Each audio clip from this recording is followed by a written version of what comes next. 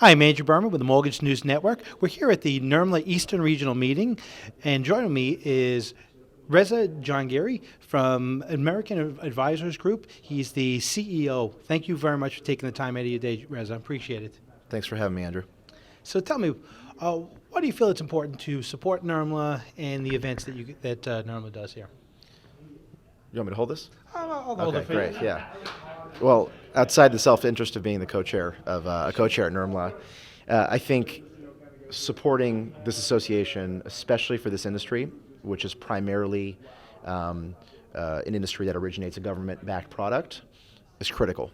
We have a lot of government relations aspects and dynamics to our business between Ginnie Mae, HUD, FHA, legislative interaction, and at the state level as well, too. There's a lot of state level legislation that's proposed in connection with our industry that may be in conflict with federal rules or state legislation that's not in the best interest of consumers, because it's a relatively complex product. And as a result, having a voice and a platform where we all aggregate resources and come there to discuss and strategize on how to interact with the government and the different agencies to best suit the lenders, the industry, consumers, investors, so on and so forth is critical. Great. So, Reza, let me ask you a question. What got you involved in reverse mortgages originally? I mean, you seem to have a lot of passion about this. You're like one of the top spokespeople when it comes to the industry to talk about reverse mortgages. What drove you into this? Exactly that, passion. So I was in the healthcare world, healthcare entrepreneur back before I got in the reverse space, and I set this business up in 2005 as a passion project. I was introduced to the product, really resonated with me, realized that a lot of the general population, the perception was not consistent with actually the value this product added to society.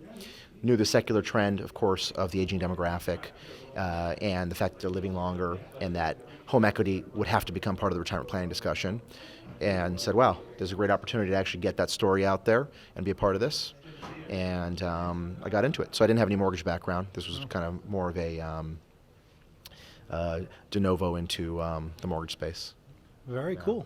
Very, very cool. So tell us, what do you feel is the biggest regulatory concern that's facing the reverse industry right now? Well, that's a great question right now, in the sense that I think we've really, the last 3 or 4 years, addressed, if most, if not all, of any regulatory issues in connection with this product. Mm-hmm. The last 3 or 4 years, FHA has worked pretty tirelessly to help modernize this product. Any issues that were either at the margin or more central issues that impacted a lot of people, like T&I delinquency, non-borrowing spouse issue, MMI crossover exposure, this product has to be negative subsidy, has to stand on its own. And in 2012, the book was showing a negative projection. Any of those issues, full draws by consumers where at times it wasn't suitable for certain borrowers, they layered on a utilization restriction. So there's been a lot of policy changes the last several years, right. And it was very effective in addressing any regulatory issues that were outstanding. So prospectively, I don't see much on the horizon, but I think the key thing right now is for the industry to further digest and absorb these changes, recapture what do they have to from an efficiency standpoint, and just will monitor these changes to make sure we didn't overcorrect and harm some consumers that should otherwise be getting in this program. But for that, I don't really see much from a regulatory standpoint on the horizon, other than the typical block and tackle, making sure every originator, every lender is following, state and federal guidelines. Well, it's great. It's certainly been through a lot. So tell us, actually, what do you feel is the biggest opportunity to outreach to seniors that the industry is overlooking in terms of reverse mortgages?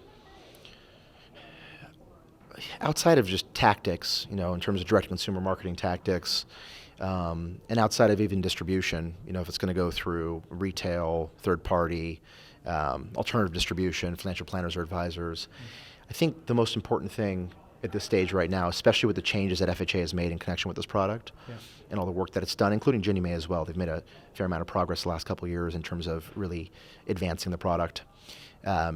I think the key here is to remember that things are not what they were 50 years ago, 75 years ago from a demographic standpoint and where they stand from a liquidity position. Home equity, the majority of time, is the primary asset of a senior. And home equity actually, their homes, by the way, in close to 70%, 65% of the cases are owned free and clear. And I think a lot of people have historically been opposed to tapping into that home equity because they feel like they're a failure if it's as part of retirement planning in their later years. And it was a failure if you don't pass your home down to your heirs free and clear. Now, of course, it's not ideal to have to tap into your asset and not pass it down to your heirs.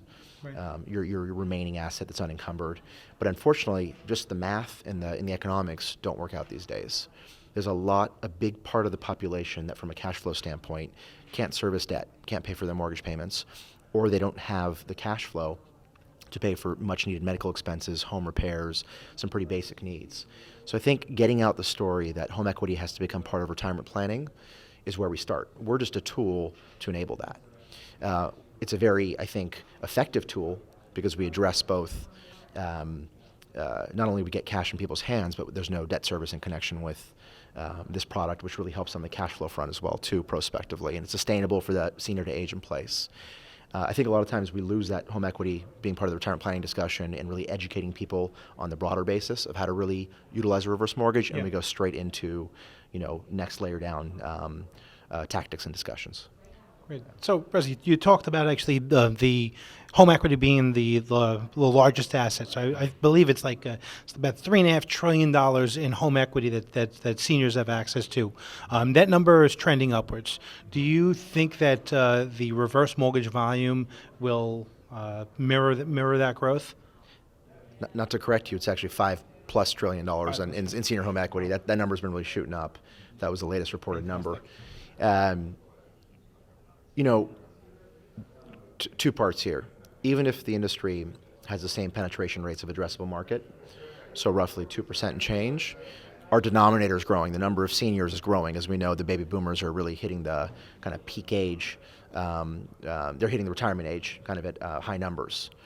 You have 40 million seniors in 2010 growing to 80 million seniors by 2040. In 30 years, that's exorbitant growth. So just at the same penetration levels, there's going to be growth in this market. I think the bigger question is, how do we grow the pie? How do we get more people to, learn, get educated, and see if a reverse mortgage is right for them, and start utilizing home equity for retirement planning instead of really struggling on a cash flow standpoint, or instead of having to sell their home and when they don't have to, and downsize into a less favorable situation. Great. Reza, thank you very much. Appreciate it. Thanks, Andrew. All right. And I'm Andrew Berman for the Mortgage News Network. Thank you for watching.